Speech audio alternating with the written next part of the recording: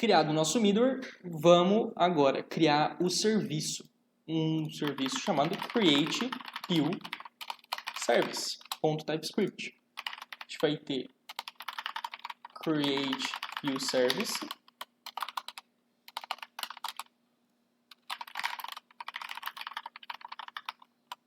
Beleza? A gente vai ter a nossa função executar,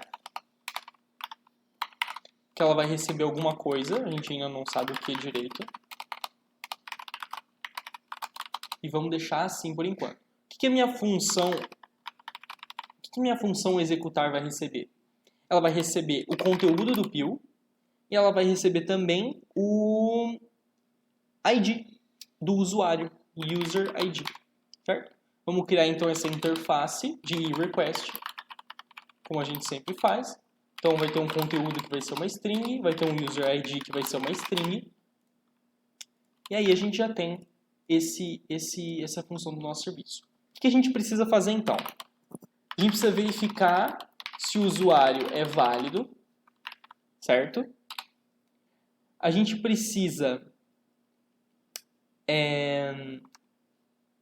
verificar se o usuário é válido e só, né? A gente só também não pode deixar um pill ser criado em branco, né? Verificar se content é vazio, porque não dá para criar um pill em branco, e depois, por fim, criar um pill, tá bom? Como que eu verifico se o usuário é vazio ou não? Vamos pegar no nosso outro service aqui a mesma lógica que a gente tinha, ó, dos repositórios. Aqui, ó. Só que dessa vez a gente não vai precisar do hash provider. Então eu vou tirar ele. A gente só vai precisar, por enquanto, do user provider. Vamos importar ele aqui. Show. Eu vou dar um enter. Então eu vou pesquisar por user. Await this.user repository.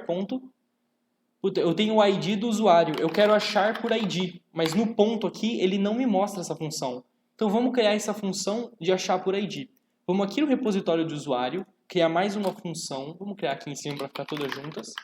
Um find by ID. E eu vou receber um user ID. E vou retornar uma promise de user ou undefined. Certo? Entrando no repositório do usuário é para ter um erro. Porque justamente está faltando o find by ID. E vamos escrever ela aqui em cima. Find by ID. Com o user ID que é do tipo string. E o promise de user. Como que eu acho esse usuário? Eu vou usar o meu ORM e eu vou achar um que tenha o user ID.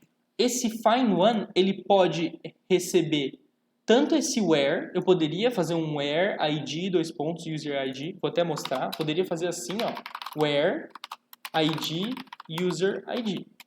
Poderia fazer assim. Mas se eu passo direto uma string, assim, ele já entende que eu quero achar pelo ID. É uma sintaxe mais enxuta. E vou retornar esse usuário, que pode ser um usuário ou pode ser undefined, caso ele não tenha achado um usuário com esse ID.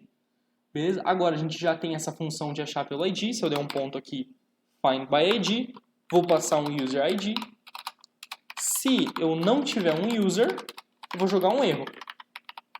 Um novo app error, user not found, 404, e vou importar esse app error aqui. Beleza? Então já verifiquei se o user ele tá válido ou não. Agora eu vou verificar se o conteúdo, if content, se tiver conteúdo, se não tiver conteúdo, eu jogo um erro. Invalid content, conteúdo inválido.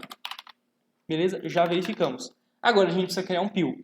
E para criar um pill de verdade, a gente precisa de um repositório de pills. Igual a gente fez o repositório de usuário.